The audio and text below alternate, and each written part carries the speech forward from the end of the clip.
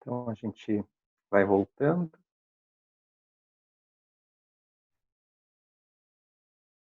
Boa noite, Alfredo, Silvana, Gladys, Patrícia, Mara, Boa Carla, noite. Olá. Ana, Rô, Andréia.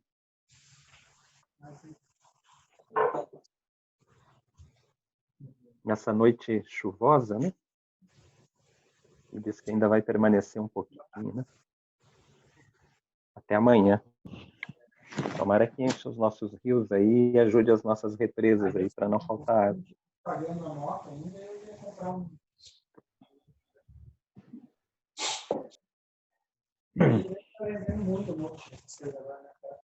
Tá todo mundo bem? Sim, Uhum. tudo bem. Juca, eu não assisti a aula passada, que foi do Reino da Madeira, né? Pegaram fígado e vesícula, né? Mas eu tenho uma pergunta, antes da gente entrar no outro assunto. Posso fazer uma pergunta atrasada? Pode. Num caso de que eu tenho visto, assim, com muita frequência, pessoas com gordura no fígado. Uhum. Gordura seria umidade, né? Ele tem uma natureza de umidade. Então, o ponto terra do fígado é o 3, né? Uhum.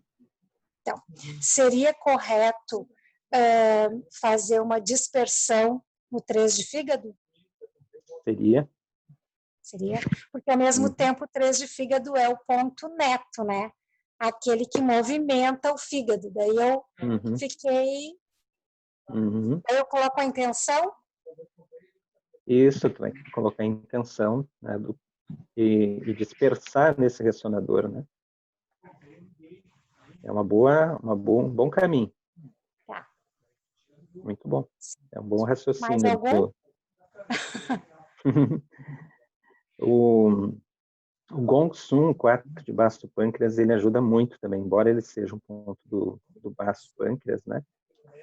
Ele atua muito forte sobre o fígado também, até em situações de cirroses, assim, hepáticas.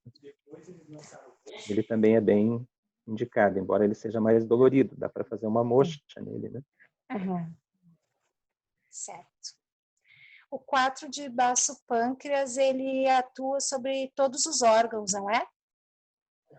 Ele abre Chong Mai, né? Então ele vai ter uma relação muito forte dessa ascendência da energia para que ela mova os órgãos como um todo, né?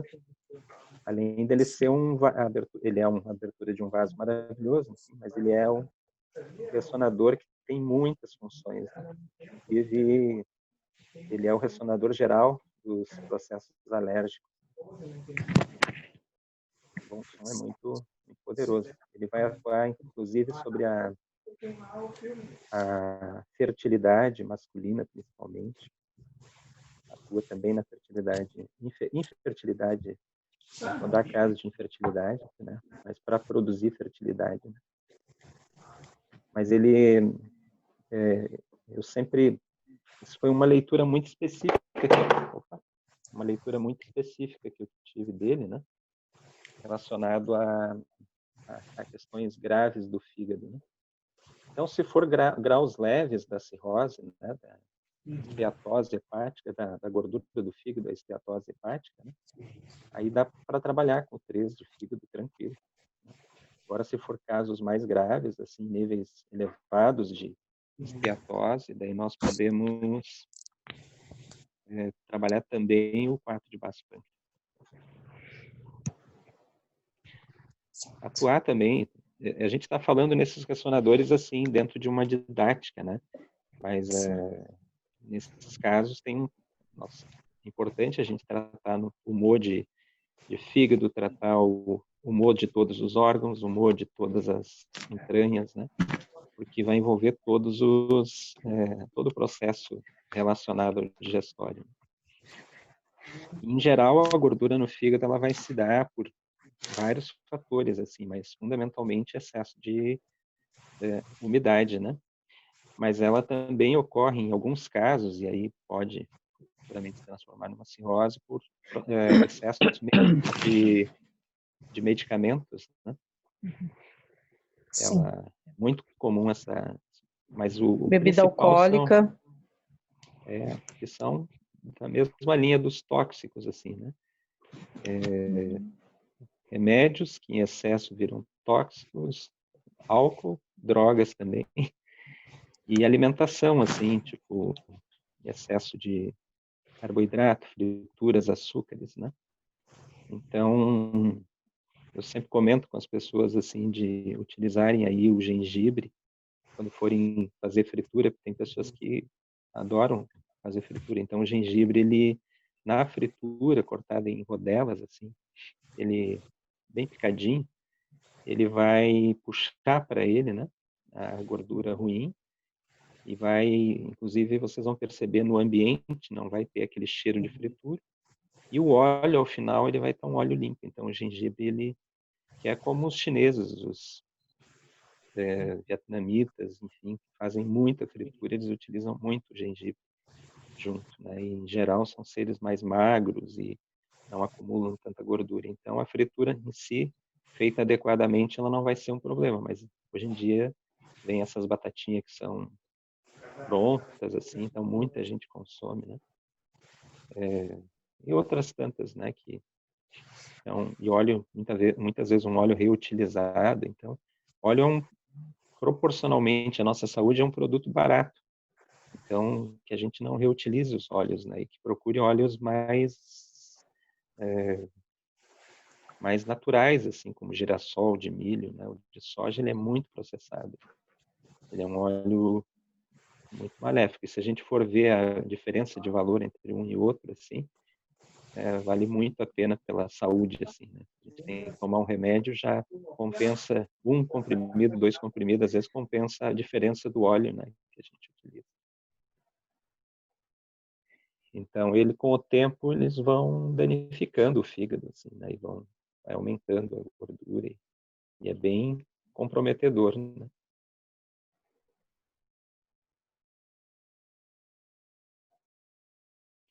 Mas o ressonador terra do canal de fígado é importante, né, porque ele vai com dispersão, né, que é nele ali que então a gente vai ter essa habilidade, né, de mover a umidade do fígado, né. Esse é o raciocínio que a Mara trouxe no início, assim, que está bem correto. Obrigada. Entende aqui? Antes da gente entrar mais específico no reino do baço, né, vocês viram que no encontro passado a gente viu que a gente ia olhar o fígado junto com a vesícula pela sua inseparatividade, né? E então a gente avançou um pouquinho, né? Não foi, a gente estava indo por aquele texto onde fala de insuficiência e fala de excesso, né, dos órgãos. E a gente daí avançou um pouquinho, a gente trabalhou o fígado e trabalhou a vesícula. E até agora, então, a gente viu o quê? A gente viu o coração, na sequência a gente viu os pulmões, depois a gente pulou, né, se a gente for ir pelos reinos mutantes, a gente pulou lá para a madeira, fígado e vesícula, e hoje a gente vai ver o baço e o pâncreas. Mas também já vai ver um pouco do estômago, porque esse reino ele é um reino que tem peculiaridades, né? Então eu vou pegar um pouco mais geral, assim, até a partir dessa referência do Dr. Padilha, né? E a gente vai seguir um pouco. Mas antes ainda eu queria comentar com vocês que qual que é a tônica mais geral, né, dos reinos mutantes. A gente vai ver que eles são grandes servos de um império, que o império é esse corpo que nós habitamos.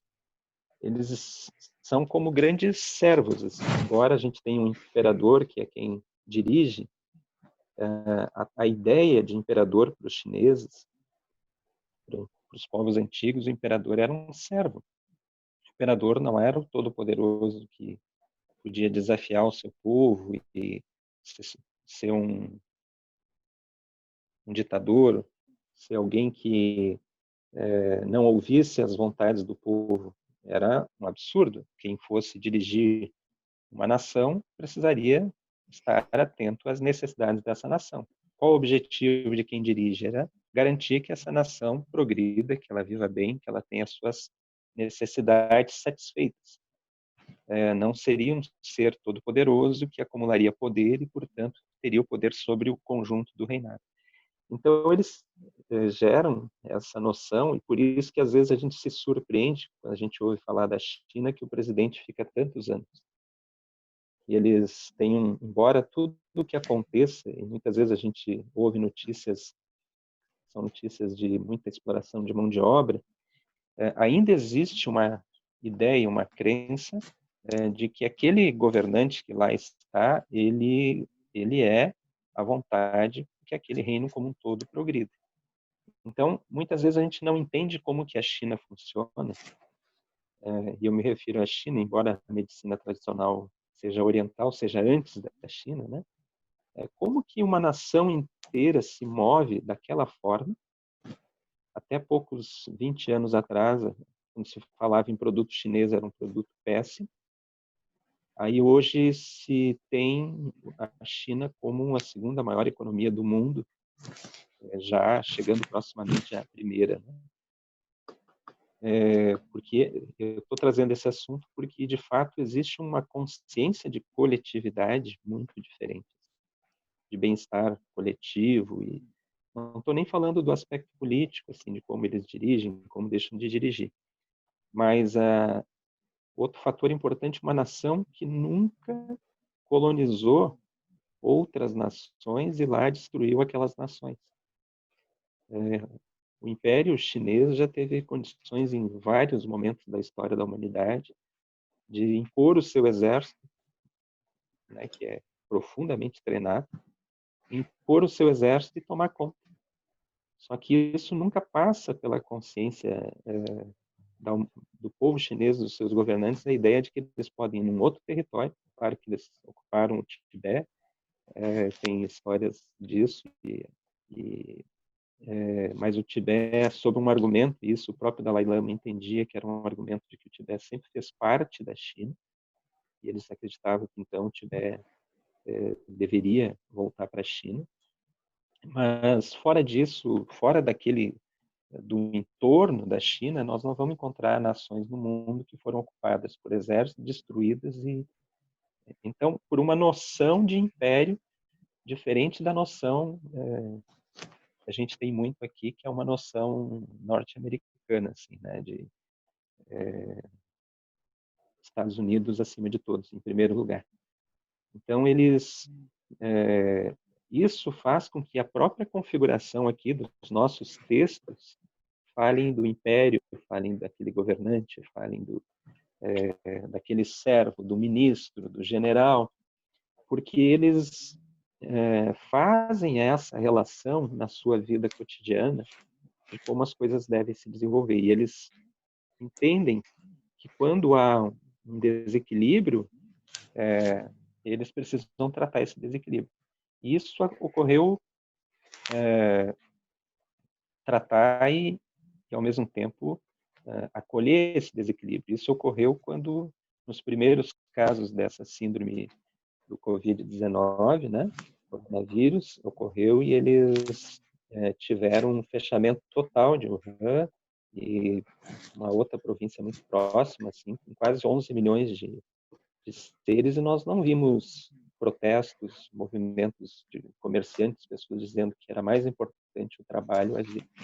Então, existe uma noção um pouco diferente, e eu trago isso porque ela nos ajuda no nosso imaginário para entender por que eles falam disso. Então, nós estamos falando de órgãos e entranhas que eles entendem como grandes servos desse grande corpo, deste grande ser. Então, esses órgãos eles vão cumprir funções e eles são maravilhosos, porque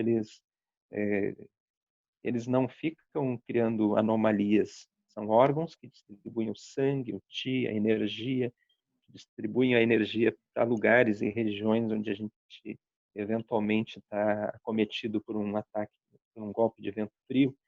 Então, nós efetivamente, quando a gente nasce, né, quando a gente é concebido ainda, nós temos, nos concedido esse conjunto de órgãos para que eles façam essa gestão física sobre, a partir dos desígnios celestes. Então, e essa gestão ocorre na Terra, mas sob o aspecto do céu.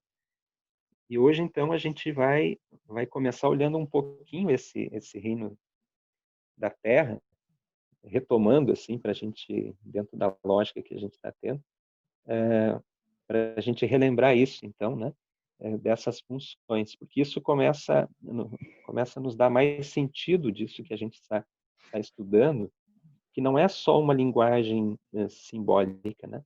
Ela é uma linguagem que é como se fosse assim, cada órgão, cada entranha, cada reino, ele tivesse uma função independente do outro reino, mas que cada um cumpra as suas funções adequadamente, e assim eles preservam da melhor maneira possível a vida humana. Então nós deveríamos periodicamente agradecer a esse funcionamento exemplar, né? Mesmo dormindo, né, nós estamos com energia circulando, com sangue circulando. Muitas vezes a gente come um pouco mais tarde e ocorre o processo digestório mesmo sem a gente ter nenhum nível de consciência. Nós nunca paramos de respirar enquanto estamos vivos, né? Então, com isso também a gente relembrar, muitas vezes, quando as pessoas nos procuram, essa visão da medicina chinesa, né? Não é um estudo aleatório que alguém criou uma teoria e resolveu, então, criar um curso e criar né? Nós estamos falando de uma visão complexa e por isso que muitas vezes nós nos confundimos, né? Todos nós, né? Incluo totalmente dentro, porque é uma visão simples, mas ao mesmo tempo que foge dos nossos paradigmas, né? Seria mais fácil a gente estar olhando coisas mais particulares, mas quando a gente tem essa totalidade, essa visão mais ampla, né? Que a medicina chinesa traz, e que eu agradeço sempre à escola Neidinha assim, por ter trazido isso, e a escola Neidinha lá da Espanha, porque é uma leitura que eu acho que, inclusive, ela apaixona muito mais as pessoas do que aquela leitura muito particularizada que a gente encontra em qualquer manual. Para isso a gente usa isso, para aquilo a gente usa aquilo. Porque muitas vezes não vai bastar esse tratamento, vai ser necessário o verbo, vai ser necessária a mentalização correta, né? Então, dito isso,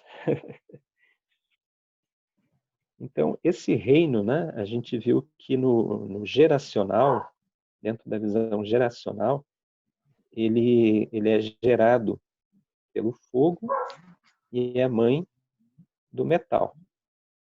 Ele está ali entre o fogo e o metal. Mas ele tem um outro modelo, né? Dentro da dinâmica dos 5 reinos, que ele ocupa a posição de centro. Então, o Dr. Padilha diz assim, desde a antiguidade, em todas as tradições, o papel de centro, zong, não era um conceito somente geográfico, como lugar equidistante de outros, formando todos eles uma determinada configuração. Era um referencial. Então, esse centro ele é um referencial. Ou seja, um fator que sempre era introduzido na medida em que se atuava sobre os demais fatores. É um aspecto que sempre é introduzido quando a gente olha para vários fatores, a gente se volta a esse lugar de centro, né?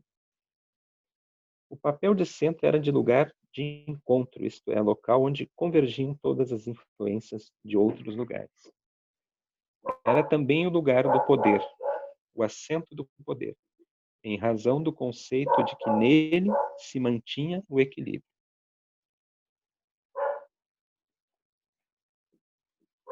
Quando o homem da tradição decide fazer suas constantes constatações para se interrelacionar com o entorno, ele sempre desenvolve um centro. As casas possuem sempre um centro. Existe um pilar central que sustenta a estrutura que vai se formar. Se é um referencial, se é um lugar de encontro, se é um lugar de poder, se é um lugar de equilíbrio também, pelas considerações que o homem faz em torno das estruturas que necessita elaborar para se interrelacionar com o meio, é um lugar de reconhecimento. É o assento da recordação. Então, esse centro, né, além de ser esse lugar que a gente reconhece, né, ele de reconhecimento, ele é o assento da recordação, que a gente lembra que a recordação é um aspecto que vem lá da filha, né, do reino do metal.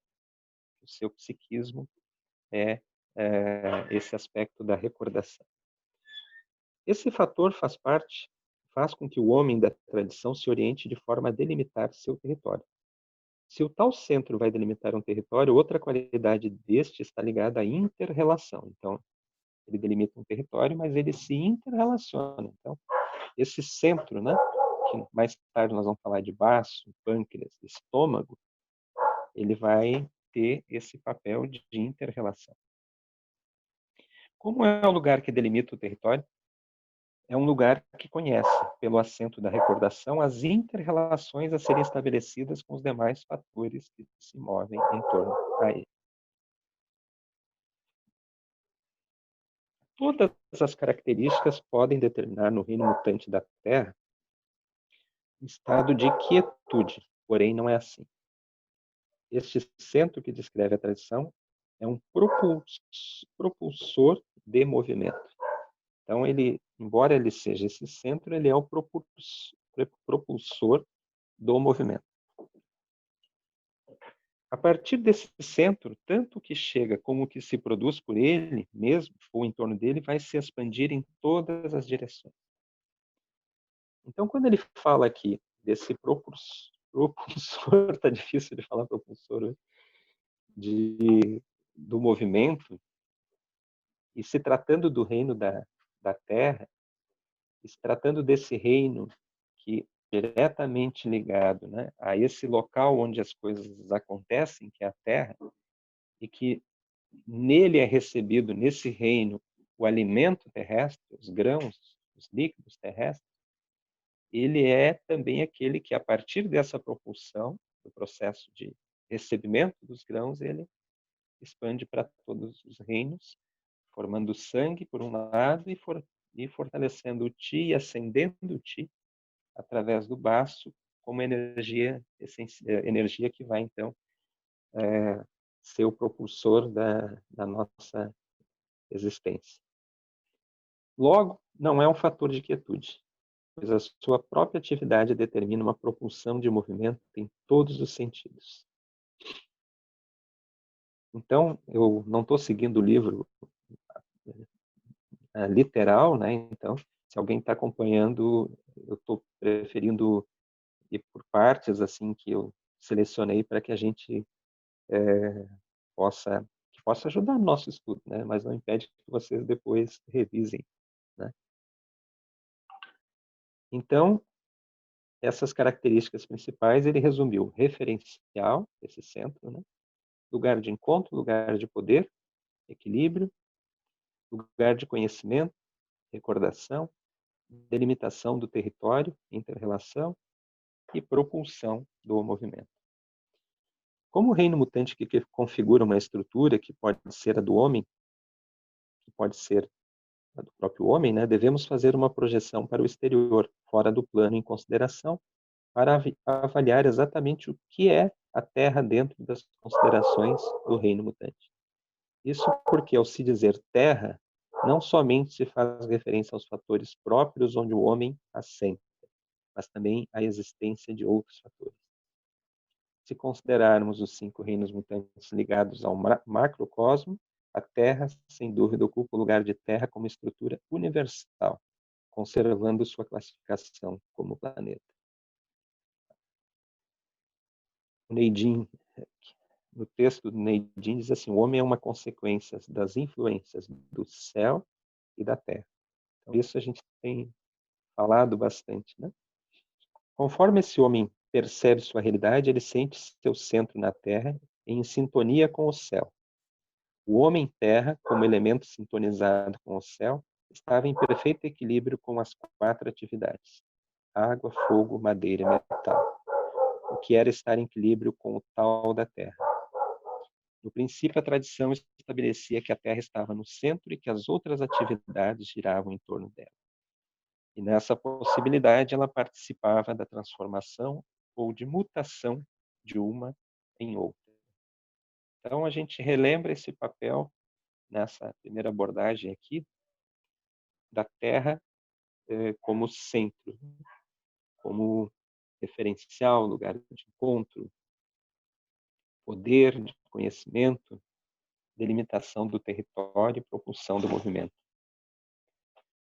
Na medida em que o homem foi perdendo sua sintonia com o céu, o seu referencial de centro se moveu.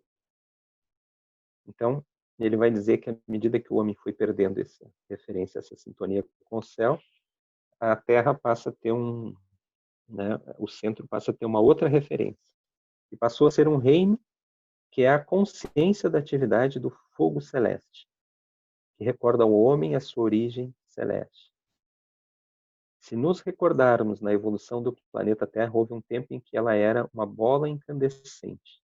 Então, nós estamos se referindo já aqui no modo geracional. Então, o fogo gera terra.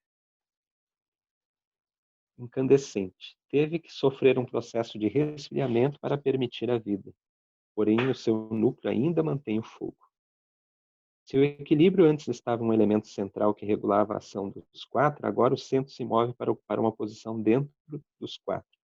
Se antes a relação era favorecer a passagem de uma atividade a outra, ciclo Shen, agora possibilita a aparição de uma relação de controle entre as atividades, ciclo Ko. Dessa forma, a Terra se constitui no ponto de apoio dos outros reinos, sendo também sua mãe. Os vegetais, a madeira, nascem da terra do campo. O fogo nasce dos vulcões da terra. O metal das vísceras da terra. E a água de suas fontes. E como é mãe, encarrega-se de alimentá-los. O reino mutante da terra é o que acolhe os demais. Cada vez que a gente vê um reino, parece que aquele reino é o mais importante. A gente fica olhando assim, nossa, esse reino é poderoso. Aí a gente vê o novo, mas esse é... Né? No final nós vamos fazer uma votação, né? Qual é o reino vai ser? Mesmo que tenha mudado a sua posição central, continua sendo o catalisador das mutações de um reino em outro e também das mutações dentro de cada reino. Então, dito isso, assim, né? Também nas estações ele é o estio, é o período intermediário entre uma estação e outra, né? A cor é o amarelo. A energia celeste é a umidade. O sabor que lhe corresponde ao insípido, mas a gente tem falado em doce, mas seria também a ideia dos carboidratos, dos cereais, né?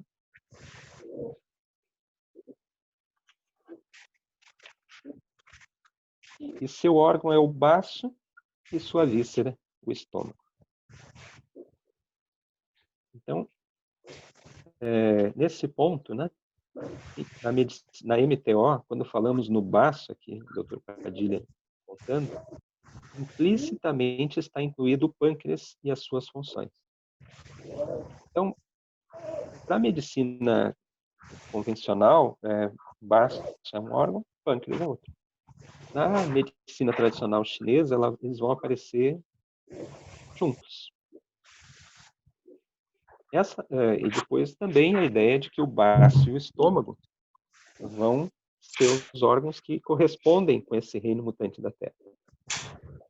Então, por que o baço e o estômago se correspondem com esse, diz o Dr. Padilha, né? Essa relação está mediada pela alimentação terrestre, pelo alimento físico que vai nos permitir extrair uma energia útil, dando lugar para a formação do sangue.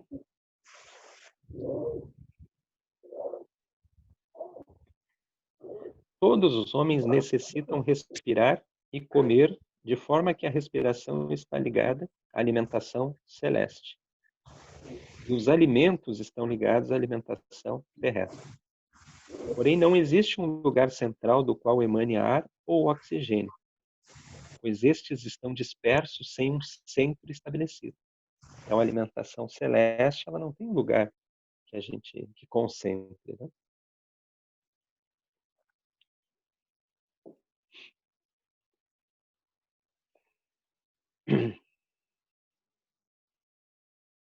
Em troca, a alimentação terrestre está focalizada em um centro, está configurada em um lugar determinado a partir do qual podemos estabelecer um centro. Qualquer alimento possui um referencial estabelecido, está em um lugar preciso e, portanto, possui um centro. Então, se necessitamos de alimento para nos mover, cambiar, transformar, podemos estabelecer que para que esse papel de assento do sopro universal, assento da energia universal do sopro, realize sua função em nossa configuração, é preciso um centro definido por meio de alimentos. Desse modo, o baço, pâncreas e estômago ocupam o lugar de centro a partir do qual se desenvolve a estrutura. Nesse ponto de reunião chamado centro se dá expressão ao mundo concreto, que finalmente se encontra sintetizado no alimento.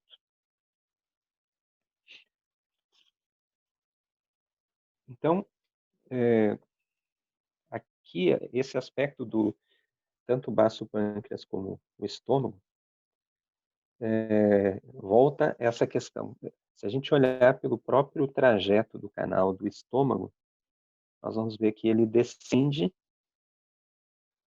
o yin puro, enquanto o baço vem lá de baixo, ele acende o yang puro, transformando então yin a forma, as coisas concretas, né? E por outro lado, o baço acende esse yang, né? Que vai então chegar aos pulmões, ao coração, e vai nessa estrutura de funcionamento do movimento do sangue e do Qi, né, permitir que ele ocorra. Então, nós vamos dizer aí que a gente tem aqui, nesse centro, uma grande produção, como uma grande fábrica, produzindo substâncias para a nossa estrutura, para o nosso organismo, e ao mesmo tempo produzindo energia, combustão, para que esse organismo funcione. Então, ele vai dizer aqui que, mais especificamente agora do baço, eu vou pular um pouco a parte de ideografia, que eu já cheguei à conclusão que tentar mostrar a ideografia aqui pelo vídeo, né, eu precisaria ter outros recursos que eu não tenho. Então, eu vou me limitar nos recursos que eu tenho nesse momento aqui, que é poder fazer a leitura com vocês e comentando ela. Também daquilo que vem do meu conhecimento. Então, o baço é o lugar de distribuição a partir do qual emite o grão para cada província. É o grande distribuidor. A gente lembra que o rim, por exemplo, produzia o sangue, o fígado armazenar e o baço distribui. Também é o local onde confluem as influências das demandas do grão de outros lugares. Das demandas de grão de outros lugares. Ele não fica produzindo para si. Ele distribui. É o lugar onde se admite e se recicla qualquer opção e se transforma de modo alquímico em substâncias úteis. O centro sempre deve estar disponível. Então, esse centro, baço, pâncreas, estômago, sempre deve estar disponível. Disponibilidade é a palavra-chave do distribuidor do celeiro do grande armazém. O homem de hoje fecha o celeiro e armazena, e apenas distribui o que lhe causa enfermidade de sua estrutura do entorno. Nesse caso, representado pela fome que assola mais de 2/3 do mundo. Então, você vê que essa gestão do mundo que concentra, ela gera problemas. Se o baço resolvesse concentrar para ele, nós teríamos aqui no texto que eu passei para vocês os sintomas de excesso. Excesso de forma, ventre grande, porém fraco, eliminações pouco abundantes, articulações dolorosas, porque aquilo tudo está concentrado, grandes suspiros, gemidos, mágoa, obsessão, pesadelo. Então, é como se o baço e o estômago resolvessem concentrar. Aquilo não distribui para o reino, não distribui para o conjunto que precisa. Então, o nosso organismo precisa desse distribuidor. A disponibilidade do baço o faz tomar consciência de sua própria individualização, do seu próprio centro. Por causa do papel que essa individualização joga para o equilíbrio da totalidade do resto da economia, do reino do nosso corpo, o próprio centro se apoia sobre outra cruz, que vai dentro da ideografia aqui, né? Que representa as 4 orientações, e também o 10, o todo, a totalidade. E esse apoio do saber que participa da totalidade de cada um dos demais elementos, que novamente possibilita o desenvolvimento da solidariedade. Então, esse papel de centro, essa localização, essa totalidade faz com que seja um movimento solidário. Incrível, né? Imagina que se o corpo tivesse competindo, o fígado armazena e não permite a distribuição, o baço concentra e não distribui, o rim produz e diz, não, vou produzir. Não. Vai acontecer que nem os navios ali no início da pandemia que vinham com petróleo, eles continuavam extraindo e os navios tudo parados no oceano e não tinha quem consumia. Então, o nosso corpo precisa ter essa distribuição, as suas funções devem ser exercidas da melhor maneira possível. E é isso que nós estamos falando de medicina tradicional chinesa. Nós precisamos que esses órgãos funcionem para cumprir com a sua função. Não é para que o fígado deixe de ter gordura. Também, se ele começar a distribuir, se ele repassar esses nutrientes, se ele não for exagerado pelo processo alimentar, ele vai conseguir cumprir com a sua função. Então, nós, quando queremos tratar o baço, tratar o pâncreas, tratar o estômago, a gente está pensando neles como figuras que cumpram com a sua função para esse todo, né? Então, essas chaves são a forma que o Império possui para manter a estrutura, para manter o equilíbrio.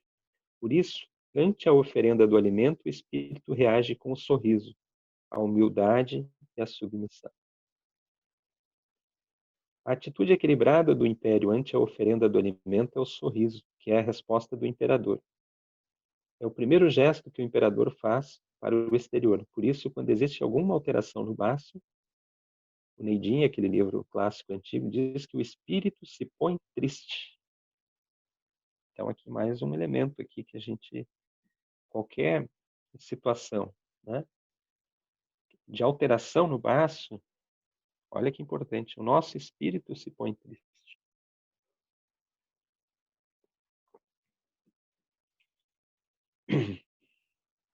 Vive e sente o viço, o conserva por todas as idades.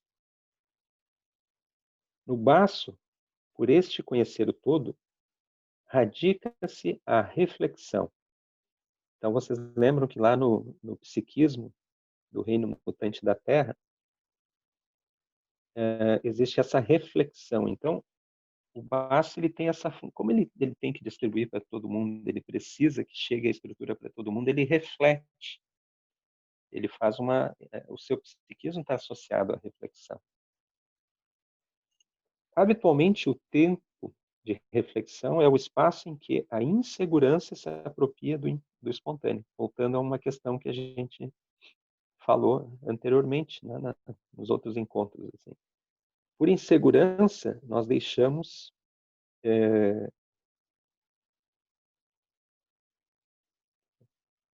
a gente deixa de ser espontâneo, né? Deixa de ter uma espontaneidade, porque a gente parece que não é permitido essa reflexão adequada.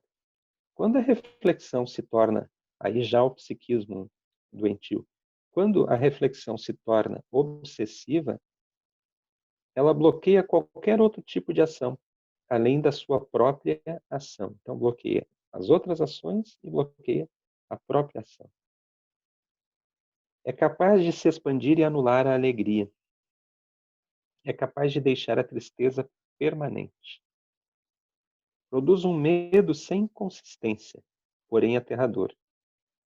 A responsabilidade se torna obsessiva e se esgota e anula o movimento decidido pela vesícula biliar. Vocês lembram que lá na semana passada a gente viu a vesícula como essa juíza, né? Que decide, né? O fígado como esse general, mas a juíza é aquela que tem a habilidade de decidir o que é certo e errado dentro do reino. E ela toma decisões para que o baço, então, possa fazer essa distribuição. A reflexão excessiva conduz ao desamor. A reflexão permanente anula o movimento, não pode seguir. Como? As opções nunca estão claras, sempre há um porém, um pequeno inconveniente. Eu acho que nesse ponto aqui todos nós temos algum momento que a gente passa por dentro disso. Né? Então, assim, não... quantas vezes a gente se põe a pensamentos excessivos e fica neles e é bem isso, assim, a gente parece que não tem opção. Sempre há um porém, um pequeno inconveniente. Sempre tem alguma coisa, assim, né? E às vezes, quando a gente dorme direito uma noite, passa uns dias, a gente olha para a mesma coisa e aquilo tudo está transparente. Parece que a gente... Por que a gente perdeu tanto tempo com aquele assunto? E às vezes os conteúdos, os assuntos que nos chegam, eles se resolvem por si só. Às vezes tem coisas que a gente reflete realmente, reflete e não consegue chegar a uma conclusão de como vai resolver. E às vezes passam uns dias, passa um tempo, e as coisas, milagrosamente, a partir da energia do céu, elas mudam. Então, mesmo aquelas coisas que são terríveis, que a gente acha que não vai ter solução, elas são objeto da impermanência. Então ele diz, não, a reflexão do baço é um instante de silêncio, um segundo para se encontrar, uma opção encaminhada para recolher todos os acontecimentos que ocorrem em nosso caminho e dar-lhes um sentido, para logo poder relacionar-lhes com os acontecimentos atuais, sem ficar obsessivo. Quando a reflexão é transcendente, está ligada à alegria de viver, está matizada pela recordação, pela nostalgia. Então, é uma reflexão ágil, mantida. Quando a reflexão transcende seu esquema de segurança, né, então adquire o esquema do compromisso. Deixa de ser uma questão de eu estou seguro, mas passa a ser uma questão em que eu me gera um compromisso com aquilo que vai ser feito. Dessa forma, não há motivos para dúvida e se pode produzir a decisão adequada. Reflexão e decisão são duas entidades que se autoanimam e se autogeram. Assim, a reflexão constrói minuto a minuto, dia a dia, o quebra-cabeças que situa o nosso fazer, nossa atitude dentro do plano universal. Então, vocês veem aqui o tamanho e a importância que é dado um aspecto psíquico na relação com esses órgãos e com esse papel desses órgãos dentro desse reinado capaz de conduzir a nossa vida humana. Eu vou pular um pouquinho a parte do estômago, vou continuar um pouco na parte do baço, mas muito isso, assim, né? Já o primeiro clássico, Neidin, ele sempre diz, né, que toda e qualquer enfermidade ela nasce no Shen, né? Nasce no psiquismo. Aqui a gente vai ver como as nossas ideias, e as pessoas que vão vir nos procurar, elas não vão ter a mínima ideia que seja isso, né? Mas como o nosso pensamento, a nossa mente, o funcionamento da nossa mente, ele vai ter uma interferência sobre o funcionamento dos nossos órgãos. E nós vamos ter, obviamente, né, tratamentos, mesmo que não seja através do verbo, né, que a gente não use a palavra, muitas vezes as pessoas não estão perguntando, elas querem. Muitas vezes, aqui no caso do baço, a busca da pessoa, ela quer emagrecer. Então, vocês imaginem assim, como é que a pessoa vai chegar para nós? Ela não vai chegar dizendo assim, olha, acho que o meu centro, enquanto terra, está com um desequilíbrio, provavelmente o baço não está com excesso de reflexão e, portanto, não está distribuindo, e assim eu estou inchando, estou retendo, minhas articulações estão pesadas. Não, aí, a maior parte das vezes, quando vem alguém relacionado a esse reino, o motivo que a pessoa, que nós vamos estar anotando lá no nosso triângulo, nosso círculozinho junto ao reino da Terra lá, deseja emagrecer. Ou a gente anota lá assim, com características, né, de obesidade, né, enfim. Então, só que ela vai nos trazer esses elementos e a gente vai estar olhando para algo que fica claro ali ao visualizar a pessoa, as suas manifestações, que existe ali um desequilíbrio desse reino importante que não está distribuindo adequadamente e está retendo, portanto não está queimando energia suficiente, as articulações não estão chegando o ti, elas vão ficar dolorosas, como está ali no nosso texto. Nós vamos ter muitas chances aí de locais específicos com muito inchaço, né? Principalmente a região abdominal e, com o tempo, pernas, pés. Então, vocês querem falar um pouquinho? Senão eu vou lendo e vou seguindo aqui. E não paro. Eu tenho um comentário só para fazer. Uhum. Que é que meu pai faleceu não faz nenhum mês e era câncer de pâncreas, né? Uhum. E me chamou muito a atenção que mesmo assim, nos últimos dias, ele era sempre perfumado. O hálito dele era um hálito assim de maçã, de flores. E tem nessas tabelas aí, né, das equivalências, que o reino terra, o odor é perfumado. Então, mas eu achava uma coisa estranha, o que era esse perfumado, né? E aí eu vivi assim isso, né? E aí eu queria dividir isso com vocês, porque eu achei bem curioso. Eu imaginava assim, a pessoa está morrendo, né? Ela está se deteriorando. Sempre imaginei que seria um cheiro ruim. E aí, no caso, daí eu liguei isso, né? Como a questão era pâncreas, por isso ele estava sempre com aquele cheirinho perfumado, né? Alguém quer comentar, assim, o que imagina, por que ocorre isso? Deixa eu dar um chute, assim. O filme sobre o Raul Seixas, né, que tem na Netflix, também comenta que porque ele tinha problema sério, né, de pâncreas, né, o Raul Seixas. E então que onde ele estava era muito perfumado, assim, cheiro doce, cheiro de flores, né? Tem no documentário, quem quiser assistir bem, muito bom documentário, mas tem essa peculiaridade aí, sempre que a gente escuta alguma coisa, a gente sempre associa, né, o que a gente está aprendendo na medicina chinesa. Eu fui no penúltimo show do Raul Seixas, foi lá em Caxias, depois ele chegou em São Paulo, se não me engano, fez um último show, e aí depois ele faleceu. Foi maluco, beleza.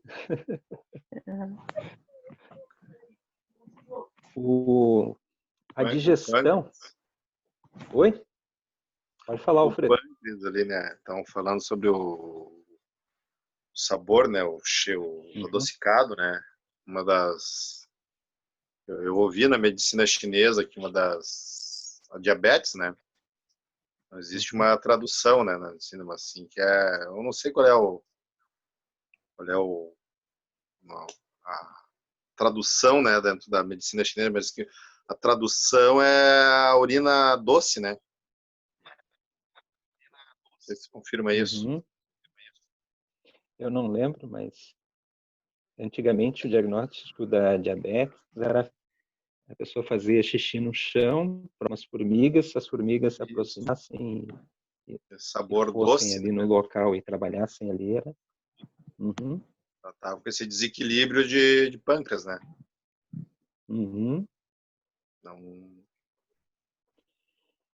algo Agora vocês relacionado ali sobre esse odor, essa doçura aí do pâncreas.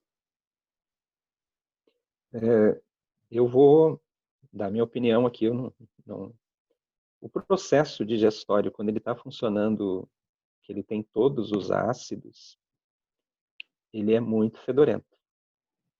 Quando vem todos os ácidos excretados lá do pâncreas, excretados da vesícula, e o alimento em si, ao ponto que que a pessoa que vomita logo na sequência, o cheiro é insuportável.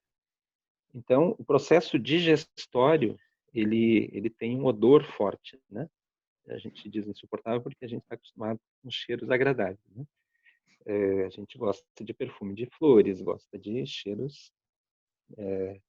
Quando a gente vai comprar lá um cheirinho para botar no banheiro, a gente quer o mais aparentemente agradável ao nosso olfato, né? Então, em relação a isso, o cheiro de uma digestão ele é um cheiro muito forte, né? Que tem todos os ácidos envolvidos. Então, eu imagino que, em função de não estar havendo o processo digestório, esses ácidos, e em função do próprio pâncreas estar comprometido, eles deixam de ocorrer dessa forma, né? Normal, e, portanto, a tendência de ter, então, um cheiro mais adocicado, um cheiro mais palpável aos nossos conceitos do que seria um cheiro adequado, né?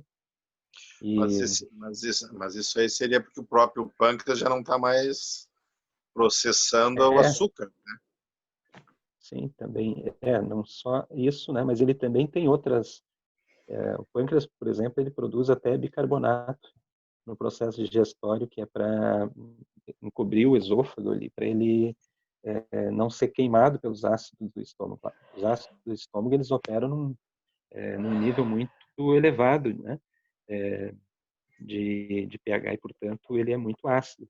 Então, o pâncreas ele vai reduzir a própria bile, ela tem um nível forte de acidez, né? Então, por isso que gera esse cheiro, porque um alimento, por exemplo, que não seja carne vermelha, muito passada, esses alimentos, imagina que eles digerem, e tem pessoas que 2 horas, 3 horas depois já estão evacuando aquele produto que foi digerido e que a gente, às vezes, come em pedaços grandes, assim, né? E então há um processo ali muito forte, por isso que a gente deve manter esse centro aquecido. Quando a gente resolve tomar água ou qualquer outro líquido frio junto, nós vamos retardar, porque ali é muito quente, né? Em média, tem que manter na temperatura do corpo, ali é normal, na temperatura 36, 40, né? E a água gelada vai retardar, né? Água ou qualquer líquido. Por outro lado, se a gente ingerir, por exemplo, frutas, que junto com o processo digestório, nós vamos ter ali uma fermentação acima e essa fermentação também retarda o processo digestório. Então, vocês veem que é uma química muito perfeita, né? Uma química muito que se a gente fosse produzir tanto que ninguém consegue produzir um ser humano em laboratório, né? Porque tem algo ali milagroso operando que a gente não tem a mínima ideia de onde tenha vindo, né? Só pode ser obra divina, porque, né, como que isso é obra do tal, né, obra da natureza primordial, obra de Deus, porque é um funcionamento muito bonito, né? Mas caberia a gente estudar um pouco mais essa parte assim dos aromas que são produzidos. No caso do Raul, talvez quando ele não estivesse ingerindo, porque ele gostava de coisas muito fortes, né? Daí naquele momento, talvez a não ser que o álcool fosse como um óleo essencial, assim, que ele produzisse lá internamente, o álcool potencializava aquele óleo essencial, quem sabe, né? Mas muito interessante essa observação.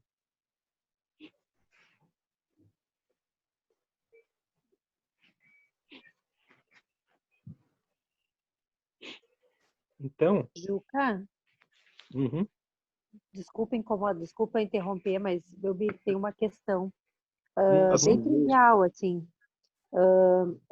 A questão dos gostos, né, particulares.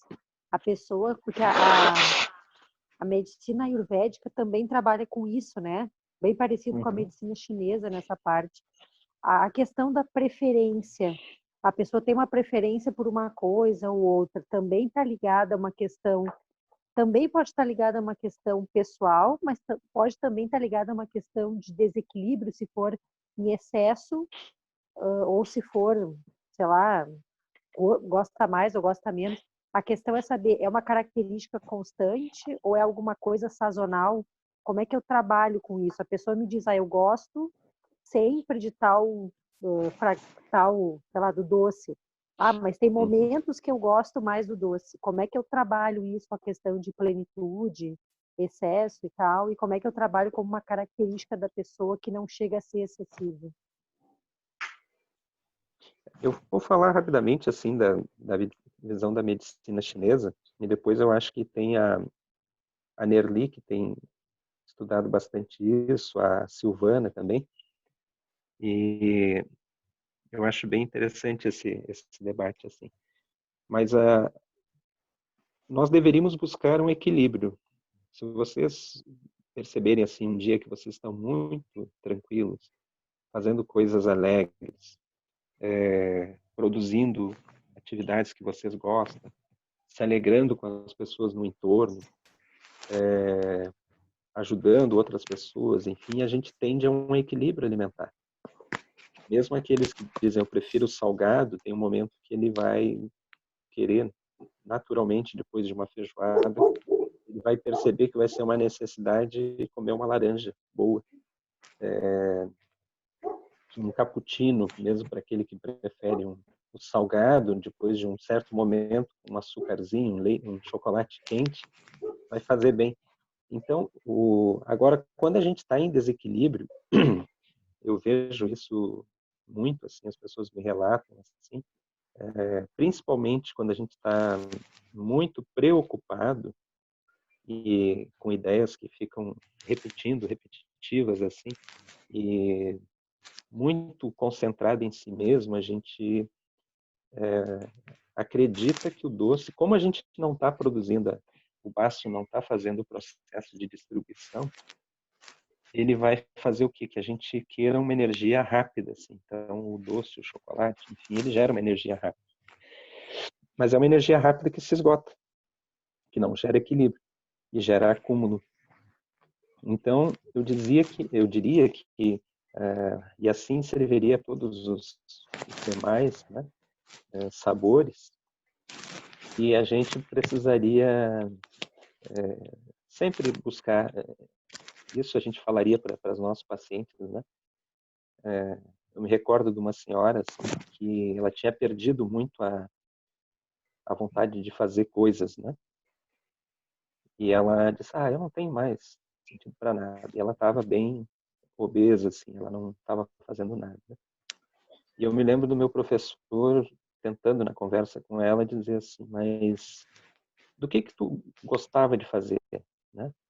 Daí ela disse, eu sempre gostei de ter a minha horta, de ter plantar, de todo dia ir lá dar uma olhadinha, ver se as formigas mexeram, não mexeram, para ver se teve alguma planta que precisa ser amarrada, né, que ela é suspensa, se ela ver se não precisa tirar umas folhinhas que estão mortas, enfim. E eu me lembro dele dizendo assim, por que tu não volta a fazer isso, né? E ela olhou assim, dizendo, por que eu não volto a fazer isso? Então, é como se a gente tentasse engatar alguma coisa que gerasse alegria, prazer, contentamento. Todos nós precisamos ter isso. Isso pode ocorrer no nosso próprio trabalho. Tá? A gente pode fazer qualquer das nossas coisas, se a gente conseguir fazer elas com alegria, com contentamento. Eu me lembro quando eu trabalhava na prefeitura, e a minha função era uma função difícil, a gente vivia muito estressado, porque assim, mesmo que tu não quisesse, tu chega de manhã, os problemas estão na tua mesa. Né? Mesmo que tu não fizesse nada para que aquilo acontecesse, as coisas acontecem. E a gente se entupia de café, assim, muito doce, de manhã ao final da tarde. Os nossos lanches, cada um levava, era mais do que o nosso lanche aqui do curso, quando a gente fazia. A gente parece que a gente precisava, assim, entupir de alimento, né? Porque aquilo talvez satisfazesse uma angústia que a gente estava vivendo. E eu reconhecia claramente ao ponto que, quando terminou a gestão, eu me afastei totalmente, que aquilo não gerava alegria e contentamento. No máximo, satisfazia um ego de alguém ser secretário de uma função dentro do município, que ajudava o município, mas era muito mais peso para a pessoa, porque os modelos de gestão não são compartilhados, eles são centralizados em pessoas, e aquilo, então, era um trabalho que certamente hoje eu já estaria muito doente, assim, se continuasse nessa esfera, assim como eu vejo os colegas que continuam, assim, Então, eu diria que se a gente tiver, não importa o que a gente esteja fazendo, se a gente tiver contentamento, se eu estou cozinhando, eu cozinho com contentamento, se eu estou limpando a casa, eu limpo com contentamento, se eu for cortar uma lenha, eu cortar com contentamento, as minhas ansiedades, as minhas necessidades de alimentos excessivos em qualquer direção, elas deixam de existir. Então, aqui volta esse aspecto da medicina chinesa, né? A gente está presente naquilo que está fazendo, enfim. Aí os alimentos vão vindo naturalmente. Daí nós vamos vendo, agora eu preciso tomar um chá, porque né, naturalmente surge. Ontem uma pessoa me perguntou, eu tomo 3 a 4, às vezes 5 litros de água por dia. Até um paciente que o Antônio indicou, assim, que companheiro da Salete, nosso colega do e ele chega e ele imediatamente pede para ir no banheiro. E na saída ele precisa ir no banheiro. Aí eu lembrei ele, né? Essa visão que muito se fala, né? E ele perguntou a minha opinião, né? Senão eu não falaria também, porque a gente tem que ter um cuidado, né? Tem uma visão que, para funcionar bem tudo, tem que tomar muita água. A medicina chinesa diz que a gente deve tomar água quando sente sede. Quando sente sede. Né? O organismo pede. Porque a água também não está só na água, né? A água está nas verduras, a água está num cozido que a gente fez com muita água para cozinhar o arroz integral, o feijão. Então a gente consome muitos líquidos através dos alimentos diariamente. Quando a gente consome esses alimentos que necessitaram de menos água, a gente logo percebe a necessidade de tomar água, de tomar um suco, de tomar um mate, um café, porque a gente vai buscar esses líquidos, né?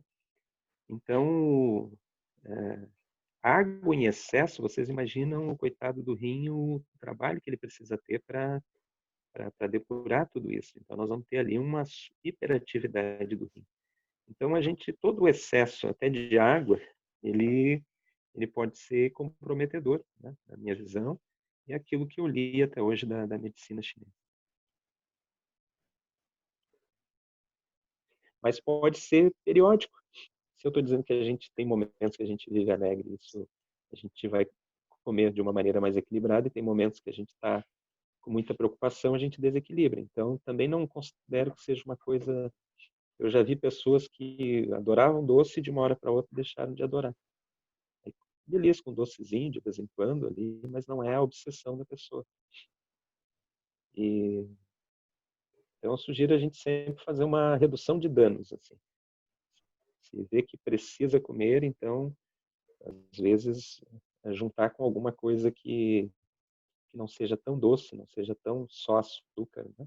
Então, se quer um chocolate, 70% cacau, né? Junto, que o cacau é muito mais natural, é natural, na verdade, o cacau, né? E muitas vezes incluir junto com o doce a canela, né? Aquele docinho, sagu, o arroz doce, esses doces que a gente tem no domingo, né? Durante a semana a gente não tem tempo, né? Mas no domingo a gente faz sábado para comer domingo. Isso antigamente. Aí a gente já larga um potinho de canela do lado, cada um bota um pouquinho de canela, a canela vai cumprir com essa função que o gengibre cumpre em relação às frituras, a canela vai cumprir em relação ao açúcar. Ela junta as moléculas. Por que se diz que o açúcar refinado ele vai comprometer mais o organismo? Porque o refinado ele é tão processado que imediatamente quando ele chega no delgado, ele é absorvido, ele vai lá para o fígado ter que separar isso tudo, né? Então, já o açúcar demerara, o açúcar mascavo, eles são menos processados, então eles são menos absorvidos. E se ingeridos com a canela já lá no estômago, ela vai grudar essas moléculas todas e mais facilmente vai ser expelida. Então, satisfaz o nosso gosto pelo açúcar, mas não compromete o resto do corpo.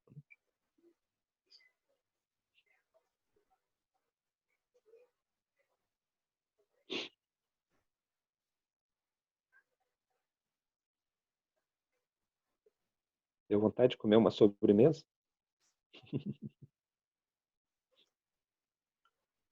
É aquela que é poderosa, chamada Rei Alberto. Tá? Aquela é Rei Alberto ou Dom Alberto? Vai merengue, vai só coisa. Rei Alberto. Rei Alberto. Vai banana também? É aquela ou é Não, confundindo? é camadas de gelatina com creme branco e ameixa. E a última parte, sim, é o merengue. É bom, né? Maravilhoso.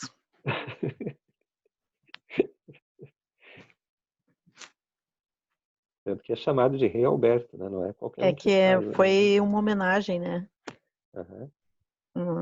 Para um rei Albert que veio ao Brasil e eles construíram essa sobremesa especialmente para ele. Olha. Fico imaginando questão... qual foi a homenagem que fizeram para o Chico Balanceado, então, né? Que era. Chico Balanceado que vai banana, né? Mas é muito bom. O açúcar não é um produto que o ser humano teve por necessidade original, né? O açúcar ele é um produto de exportação, né? E o Brasil passa a ser o primeiro grande local de produção desse produto de exportação para garantir as trocas, porque ele não estragava, então ele valia ouro, assim, né? Então o Brasil nem tinha ainda uma nação estabelecida, a não ser os indígenas aqui já. Então ele foi uma necessidade criada, né? E ele pegou aonde? Ele pegou nas nossas emoções, assim. Ele já era uma emoção que os outros... Claro que a gente já tinha açúcares nas frutas, né? Todas as frutas têm, né? Mas quando ele aparece, né? Ele vai ser supremo, né? Eu me lembro que teve uma pesquisa que mostrava que 100 anos atrás, eles pegaram, eu já contei, eu acho isso para vocês, eles pegavam a produção mundial de açúcar e dividiam pela quantidade de seres humanos. Então, os seres humanos consumiam aproximadamente 4,9 quilos por ano. Eles dividiam a produção pelo número de pessoas. Aí, recentemente, saiu uma pesquisa só dos Estados Unidos. Eles não conseguem fazer esse cálculo internacional. Nos Estados Unidos é 89 quilos por pessoa ano. Né? Então, claro que isso não é a pessoa consumindo açúcar. Tudo é a compra, a quantidade de açúcar vendida e a quantidade de pessoas que consumiram aquele açúcar. Mas é isso, assim, né? Então, se a gente buscar um equilíbrio, né? Sempre dos sabores, e quando a gente tem necessidade de um sabor mais específico, a gente tentar gerar uma redução de danos. Eu fiquei, eu acho que uns 10 anos sem fazer fritura. Depois que eu descobri o gengibre, estou fazendo várias, assim, não com muito óleo, né? Mas tenho feito, assim, um aipim frito. Agradeceu o gengibre. É um sabor muito interessante, né? A friturinha, assim. Então, se a gente pode não deixar de ter ela aí e fazer ela com mais benefício, né? E eu me lembro que eu sempre tinha algum nível de azia depois de comer fritura, assim. Sempre apelava para um bicarbonato de sódio, porque o pâncreas não tinha dado conta. Depois de usar o gengibre, eu não uso. Daí agora eu estou comendo fritura todo dia. Não, tô brincando. Aquele exagerado. Agora estou passando o dedo aqui para ver todo mundo, tá? Porque eu vejo só 4 por vez. Os 4 que mais se manifestam eu vejo aqui. Senão... Juca Uhum. e colegas, boa noite. Boa noite. Eu estava estudando a Fernanda, que é uma pessoa que fala bastante aí na internet, eu não sei agora o sobrenome dela, e respondendo um pouquinho à pergunta da Deia.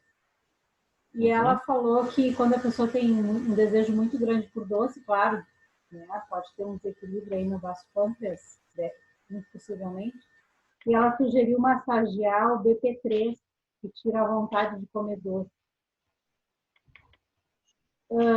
Ela sugeriu também usar bastante gengibre, inhame. O Basco não gosta de alimentos frios, o Basco estômago, então tudo que é muito frio, gelado, cru. E aí, assim, ó, ao longo da minha vida profissional, eu orientei as pessoas a comerem salada a vida inteira. Aqui ela diz que sempre é melhor que seja, se for salada, sempre coisas que dê para fazer cozido, não cru. Evitar tudo que é tipo de leite e derivados do leite, isso em casos de obesidade, tá? E aí ela sugere massagear ou ponturar o E40 para tirar a fleuma, o excesso, né? Ainda ela sugere o BP6, o VB20 e o 21. Aí eu queria saber se o que está adequado, o que você acha. Aí eu fecho com ela. Eu não gosto muito de... Peraí, que eu vou botar o meu vídeo aqui, que teu áudio não estava muito bom. Eu tirei o vídeo, daí eu consegui te ouvir bem. Eu sou partidário dessa questão do alimento, mesmo os verdes, a gente dá uma levemente aquecida neles, né? Acho que favorece muito o processo digestório. Mas eu vejo pessoas com teses assim de frugívoros, né? Que defendem, e recentemente aqui perto, aqui no SED veio morar uma pessoa que eles não param para fazer um alimento quente. As crianças mesmo passam um dia, eles vão comendo frutas, vão comendo coisas sempre que estão prontas na natureza para serem consumidas. Então eu não sou muito eu pessoalmente gosto do quente. Eu assim me satisfaz. Para nós que moramos aqui nessa região aqui, a gente pensar em alimentos frios nessa época, acho que retarda o processo digestório pela lógica que eu entendo, pela lógica da medicina chinesa, né? Então e essas punturas que ela sugeriu eu vejo adequadas, assim, né? No caso da obesidade aí entra o estômago 40, né? Que trabalha a fleuma, a distribuição da fleuma, né? E que é o mestre da fleuma, né? Então, acho... É Fernanda o que essa pessoa? Ela é... Tu não lembra agora? Pode dizer depois daí também, porque às vezes a gente lembra do nome e não tem a referência junto, né?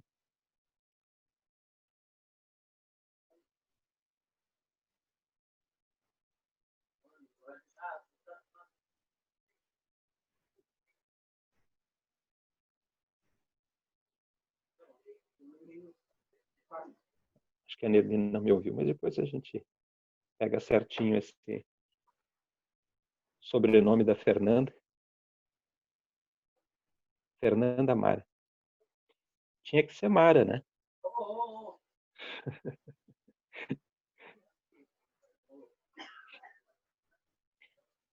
Então, eu pensei que a gente pode, no encontro seguinte, então, pegar as funções do baço relacionada a todo o que ele reflete no conjunto do corpo humano. Então, acho que a gente está indo bem, assim, vai olhando com calma.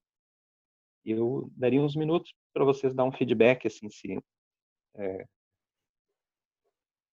o nome é Facilitando a Acupuntura, Silvana Bottoli. Uhum. Botar o teu site também, Juca. Qual? Botar montar o teu logotipo também para cursos de acupuntura. Ah, boa. Falando da questão da youtuber Juca aí. A questão do baço, né? A preocupação é o que mais ofende o baço, né?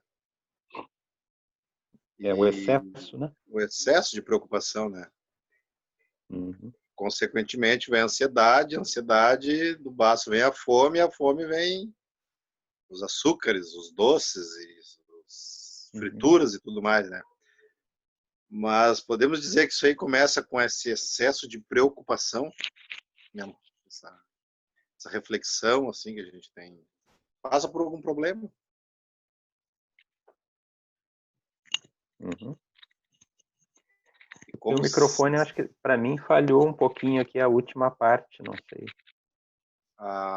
O excesso de preocupação, né? Como Uhum. seria a base para a gente esse consumo excessivo de doce, né?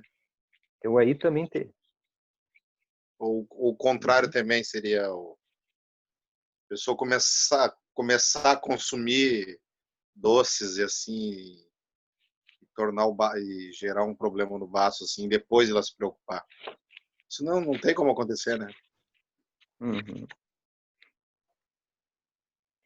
Eu teria um cuidado também para a gente, que às vezes existem situações que realmente elas vão nos preocupar. Mas eu diria que assim, a gente não vai se preocupar na dimensão que precisa, mas a gente vai tentar que essa preocupação seja lúcida, né? Que ela seja uma preocupação adequada. Então, uma preocupação, que a gente resolva aquela situação, ela precisa passar por momentos de pausa, né? Então, a gente precisa dar um passo atrás para ver o tamanho dela e ver o que é que a gente realmente pode fazer naquela situação. Eventualmente, nós, quando nos deparamos com uma situação, a gente quer resolver não só a partir do nosso ponto de vista, mas do ponto de vista de todas as pessoas envolvidas. E às vezes isso não é possível. Então, se a gente pensar assim, o que eu posso aportar nessa questão que está colocada nesse momento? Aí nós vamos ter aí, né, certamente, uma forma, né, de lidar adequadamente com isso, né? E as coisas elas vão se resolvendo em cadeia. Mas eu vi que a Silvana postou ali, mas a gente ainda não está chegando lá no tratamento. Porque aí temos que qualificar quais são as síndromes, né? Então, às vezes, a gente vai ter ali uma situação de um jovem, vai ter a situação de um idoso, vai ter a situação de um obeso, porque nem sempre a situação do baço pâncreas ela se relaciona com a obesidade. ela pode estar num início de processo onde a gente vai ver N sinais, sintomas, como na língua, vai ver a inquietude, vai ver a fala, junto com o reino do coração, uma fala compulsiva, né? Então a gente tem que fazer, eu não entraria assim, existe um tratamento único, né, para regulação, né? A Silvana está lembrando que é um tratamento só para regular a terra nos casos crônicos, né? Mas está bem, assim, a gente vai colocando os tratamentos, mas é bom a gente né, dar uma olhada assim naquilo que é a síndrome realmente daquela manifestação. E Juca, Uhum. com relação a isso também, eu ia perguntar um pouco antes, o Alfredo também tocou no assunto. Parece, se a gente for pensar num padrão, que pelo que a gente está comentando, quando a pessoa fica preocupada, digamos, né, ou ansiosa ou nervosa, ela tende a comer como regra, né? Mas eu também entendo como um desequilíbrio da terra, quando a pessoa não tem fome, quando ela está nervosa, existe, né? Parece menos comum. Mas eu conheço pessoas que trancam a boca e não comem, não tem nem fome. Até tem, o corpo manifesta, mas a pessoa não tem vontade de comer. Aí seria um caso contrário. Também é uma questão de desequilíbrio da terra ou tem outro reino envolvido? Pode ter outros reinos envolvidos, mas isso que tu está dizendo é muito interessante, porque uma das manifestações é esse comida em abundância, né? Mas pode ter esse fato de uma preocupação tão excessiva que a pessoa sequer ela consegue comer. Também vai gerar um desequilíbrio na terra, porque ela não vai ter alimento. Antes ela tinha e não distribuía, agora ela não tem e não vai ter como distribuir, né? Então a gente precisa, por isso que a gente, tanto que quando a gente vai tratar alguém, né, na acupuntura, se a pessoa não se alimentou, a gente tem grande dificuldade para mobilizar o Qi. A gente vai ter que fazer ponturas muito rápidas ali e não fazer trabalhos fortes, porque aquela pessoa, que energia nós estamos mobilizando naquela pessoa? Então, uma pessoa convalescida por muito tempo, nós temos que ver um jeito dela se alimentar antes. Então, a gente precisa fazer lá uma coisa que ela goste muito, assim, e até, muitas vezes, a gente hidratar essa pessoa, fazer um soro, né? Alguma coisa assim que apeteça essa pessoa, porque se ela está se negando ao alimento terrestre, ela tem um problema de origem, né? Então a gente vai conversar com a família, vai ver se eles estão. Muitas vezes a família diz assim: ela não quer comer, a gente não tá, deixa ela não comer, azar é dela. E às vezes isso não dá assim, porque aquilo reforça. Então a gente vai dizer: mas quem sabe um caldinho, é bem quentinho assim, eu faço um caldinho de um franguinho, um brodo, né? Uma canja, né? Aí, às vezes, a pessoa começa com aquela canjinha e quando ela começa a se animar, ela vai saindo daquele estado e ela se coloca de novo à disposição. E no limite, por isso que as pessoas muitas vezes chegam convalescidas e a primeira coisa que vai se fazer numa unidade de tratamento é colocar a pessoa no soro, porque ela, antes de qualquer tratamento, né? Se não tiver energia ali, então mesmo no sistema convencional de saúde, tu vai precisar alimentar aquela pessoa para ela poder ser tratada. Senão ela não tem condições de reagir. Me parece que nesse caso é como se o excesso de atividade mental, a pessoa estivesse se alimentando pelo mental e não pelo terrestre. É uma linha de raciocínio que eu posso usar? Sim. E ao mesmo tempo ela pode estar assim num processo onde ela de tão obcecada por aquele assunto, ela já não vê mais alternativas, né? E aí o não se alimentar também é uma resposta ao meio, assim, é uma resposta de quem diz eu não quero me relacionar com esse meio mais, né? Porque o alimento, se a gente for ver nas nossas casas, né, ele é o momento agregador, ele é o momento, o alimento é a forma como a gente se relaciona com o mundo, né?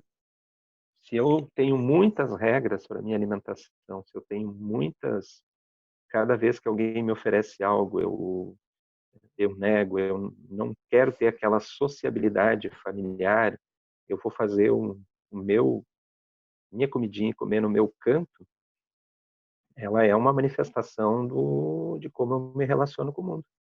Então, não é para criticar quem faz isso, mas a gente vai primeiro perceber que aquela pessoa ela está no momento que a sociabilidade, a inter-relação com os alimentos e com o mundo não está bem para ela. Ela não está conseguindo. Então, a gente, se é na família, a gente vai olhar todo mundo sentar assim, vamos ver aonde que nós estamos com dificuldade aqui. Que é uma manifestação individual de rejeição ao meio, né? Porque a pessoa, mesmo que ela tenha uma alimentação que seja diferenciada, ela vai ter gosto de estar cozinhando junto, fazendo junto com as pessoas, brincando, conversando, né? Agora, se ela diz assim, não, eu vou fazer em outro horário, não quero nem estar na cozinha quando vocês estão cozinhando essas coisas de vocês, não quero nem... Não é uma coisa em relação ao alimento, né? É uma relação de grupo ali, daquele grupo.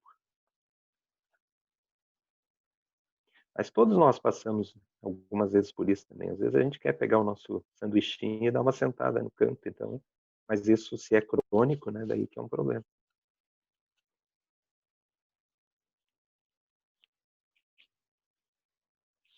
Hein, Juca? Uhum. Eu andei estudando bastante sobre o baço pâncreas, né? E aqui Uhum. fala que ele sustenta os órgãos também, né? E Uhum. a deficiência dele, né? Daí dá o prolapso, né, dos órgãos também, Uhum. Isso mesmo. né? E aí vem as hemorroidas, a queda de bexiga, da postura. Pode chegar a isso. Isso, né? Uhum. A deficiência do órgão.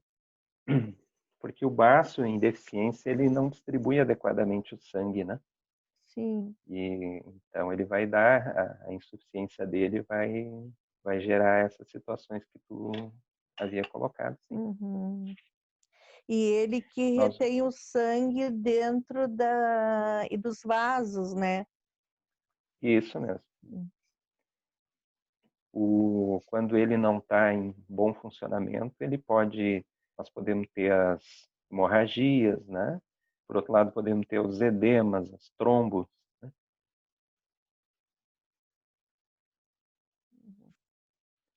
Nós vamos continuar no sábado a olhar para esse senhor e